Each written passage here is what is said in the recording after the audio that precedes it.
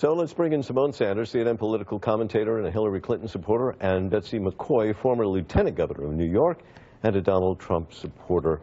Good morning to Good morning. Good morning. Symone, let me start with you. How does a discussion in a place like Harvard, I mean, of all places, get down to this level? Well, you know what? When tensions are high and emotions are still high, look, I think on both sides, it was a really nasty general election campaign. Like we have to, from all sides, we were having conversations and still are about white supremacy and racism.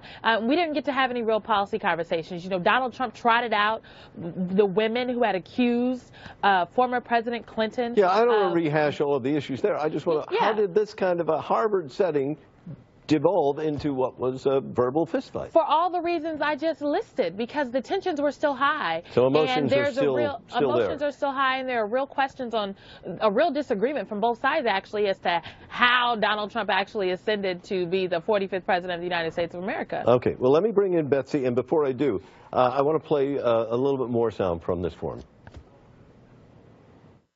Listen, you guys won. That's clear. You won the Electoral College. That's the currency. That was the fight, let's also be honest. Don't act as if you have some popular mandate for your message. The fact of the matter is that more Americans voted for Hillary Clinton than Donald Trump. So.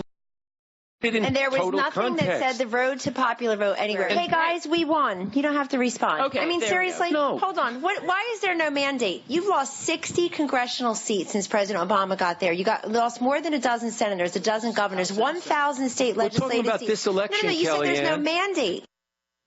All right, so I guess what Symone's saying, Betsy, you know, emotions are clearly still raw. This was a very hard-fought campaign, and there are still many issues that we are left with a question mark. But don't you think the Trump campaign should be, what, gracious in victory? I think the Trump campaign has been very gracious in victory, but what disturbs me the most is to see the Democratic Party leaders and spokespeople like Symone are still making false accusations of racism, in fact, behaving like racists themselves. For example, when the Trump campaign nominated Senator Sessions to be Attorney General, he is a civil rights hero, and yet right away they tried to accuse him of being a racist. Betsy, I even heard Symone say that a white person should not lead the Democratic Party. What could be more racist than that? Okay, well, so Betsy, hold on, please, Symone.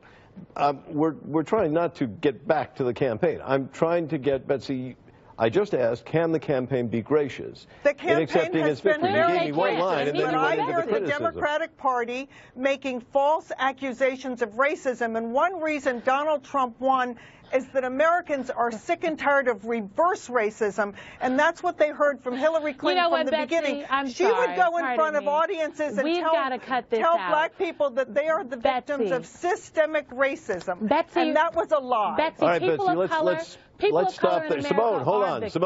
Symone, hold on a second, please. I will let you respond. You don't have to shout over me both. Go ahead, Symone. People of color in America are victims of systemic racism. And I really think it's important to note that while the Trump campaign, yes, they won. Donald Trump is going to be the next president.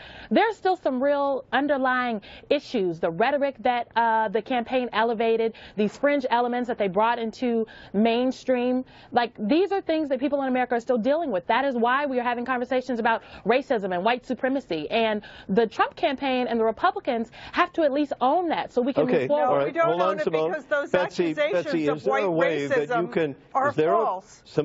Betsy, is there a way you can listen to a counter-argument, not shout back? I did listen to it, but I don't appreciate these accusations of racism because they are untrue, and the only reason that people like Symone constantly label their opponents as racist is they don't have an argument they can win on the merits. It's not a matter of people like Symone. There are legitimate reasons Jeff Sessions was questioned. There are serious concerns about racism that was raised on the campaign trail.